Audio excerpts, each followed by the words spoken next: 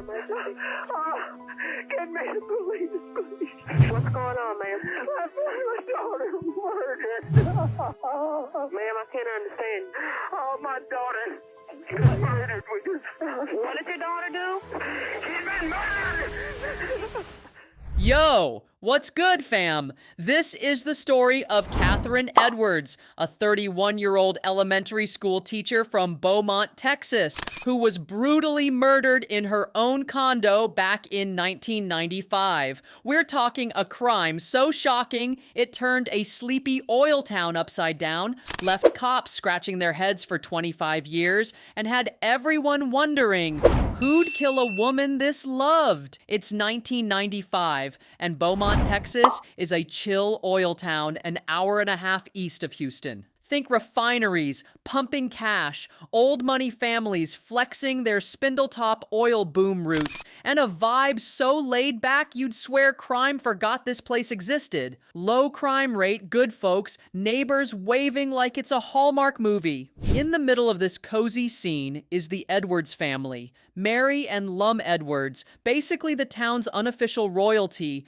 They're loaded, kind, the kind of people who'd give you their last dollar and a hug to go with it. Their kids? A son and identical twin daughters, Catherine and Allison, who are straight-up goals. These girls are full of energy, whip smart, and loved by everyone. They hit the same college, both become teachers, and light up every room they walk into. Catherine Edwards, 31, is the star of our story. She's a 5th grade teacher at a local elementary, the kind who makes kids actually want to go to school. Wales Online calls her a joy to be around. No enemies, no drama, just pure sunshine.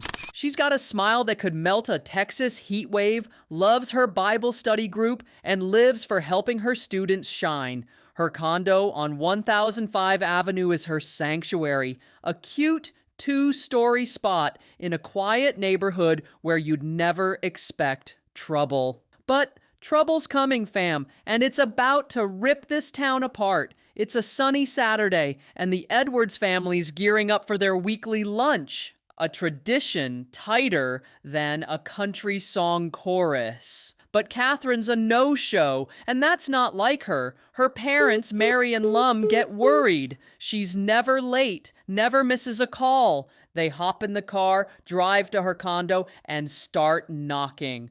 No answer. Phone's dead. Something's wrong. They force the door open, and what they find is a nightmare no parent should ever face. Now, what's your emergency? My daughter got murdered. She's been murdered! Mary's 911 call, her voice breaking. It's pure agony, the kind of sound that haunts cops for life. Upstairs in the bathroom, Catherine's body is slumped over the bathtub, half naked, hands cuffed behind her back with Smith & Wesson handcuffs, the kind cops carry. She's been asphyxiated, likely held down until she couldn't breathe, with signs of a struggle and possible sexual assault. Blood's on the floor, the walls, the tub. The bedroom next door, total chaos. Sheets torn, comforter bunched, like a fight went down hard. No forced entry. Front doors fine, back sliding glass doors locked. Whoever did this, Catherine let them in, or they had a way to slip inside unnoticed. Catherine's the town's sweetheart. Kids adore her. Parents trust her. Colleagues call her family. Why her? The community's outraged, scared, whispering, "Is it one of us?" A cop? A security guard? Cops collect DNA, semen on the comforter, swabs from her body, but 1995 tech's too weak to crack it. They enter it into CODIS, the FBI's DNA database, but no hits. The killer's a ghost, and this case is about to go colder than a Lone Star beer. Beaumont PD throws everything at this case. They grill Catherine's ex-boyfriend, a verbally abusive dude she just dumped. He's suspect numero uno, but his DNA doesn't match, and his alibi's rock solid. They tore his life apart. Poor guy needed therapy after the scrutiny, but he's clean. Catherine's journal lists guys she dated. All get swabbed, all clear. Sex offenders in the area? Swabbed, cleared. The team tests more DNA than any case in Beaumont history, but it's like chasing shadows. The DNA's from someone who's never been arrested, never in the system. CODIS keeps saying, no match, try again. Those Smith & Wesson handcuffs, they're a massive red flag. Reeves tells Houston Chronicle, only cops or security types carry those. It's not a Walmart item. The department orders every officer to turn in their cuffs for inspection. The fear's real, and it makes cops cagey about sharing case details. Beaumont locks its doors, women clutch their purses tighter, and the Edwards family drowns in grief. Mary and Lum cling to hope, but as years turn to decades, presidents change, hurricanes hit, wars rage, the case collects dust on a shelf. It's a whodunit for the ages, with zero leads and a town that can't move on. Fast forward to April 2020. Catherine's parents have passed, never knowing who killed their girl. But Beaumont hasn't forgotten, and neither has Texas Ranger Brendan Bess, a cold case cracker with a nose for justice. No case should be buried in a filing cabinet. Catherine deserves better. Their secret weapon? Forensic genetic genealogy, the DNA tech that's like Ancestry.com on steroids. They send the 1995 DNA, semen from the comforter, swabs from Catherine's body, to a private lab specializing in tracing family trees through genetics. The lab uses GED Match, a public database where people upload their DNA to find cousins or solve crimes. Houston Chronicle breaks it down. They build a family tree with 7,409 people, narrowing it to two brothers in Beaumont. One name pops, Clayton Foreman, 54, a local who went to the same high school as Catherine and Allison. Plot twist. Catherine and her twin were bridesmaids in Foreman's first wedding, tight with his ex-wife. He's not a stranger. He's practically family. Foreman's got a rap sheet, including a 1981 rape conviction where he posed as a cop, tied up a 19-year-old, and threatened to slit her throat. He got a plea deal, 3 years probation, no jail, no DNA on file.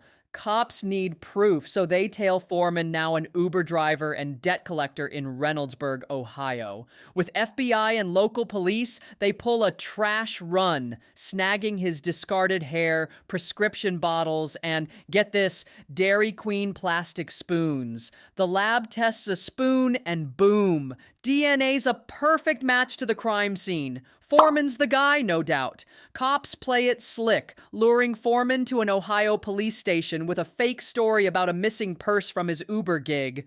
Ranger Bess and the Llewellyns sit him down. Foreman's cool as ice, denying everything. Nope, don't know her house, never slept with her, barely remember her.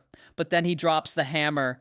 Your DNA's on her bed, inside her, vagina, rectum, the works. Only yours, Clayton. Explain that. Foreman's face goes ghost white, stammering, I need a lawyer. He walks out thinking he's free, only to get cuffed 20 feet later with the same Smith & Wesson handcuffs he used on Catherine. Foreman's hauled to Texas, facing capital murder charges, and Beaumont's buzzing. The ghost who haunted them for 25 years is finally in chains. April 2021, prosecutors lay out a slam dunk case, DNA on the comforter in Catherine's body, plus the handcuffs tie Foreman to the crime. They paint him as a predator who knew Catherine, used her trust to get inside, then cuffed, raped, and asphyxiated her in a rage. Then a bombshell witness, Paula, Foreman's 1981 rape victim, now in her 50s. She relives her trauma, voice trembling. He posed as a cop, cuffed me, threatened to cut my throat. I complied to survive. Houston Chronicle says her testimony's the bravest thing ever. She stands in for Catherine, showing Foreman's pattern. The similarities are chilling. Fake authority, restraints, sexual violence. Foreman's lawyer, Richard Burbank, barely fights back, knowing Paula's untouchable. Foreman's cocky in jail calls, bragging he'll beat this. But his lies crumble. He claimed he never knew Catherine's house, yet his DNA's all over it. No alibi, no defense. The jury's out for an hour, barely time for a coffee run, and comes back, guilty of capital murder.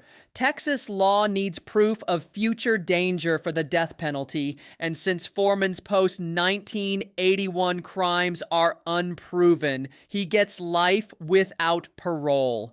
Judge Baylor Wortham sentences him, "You'll die in a Texas prison, no AC, no freedom." Wales Online notes Foreman's stone-faced, no remorse, just like the devil he is.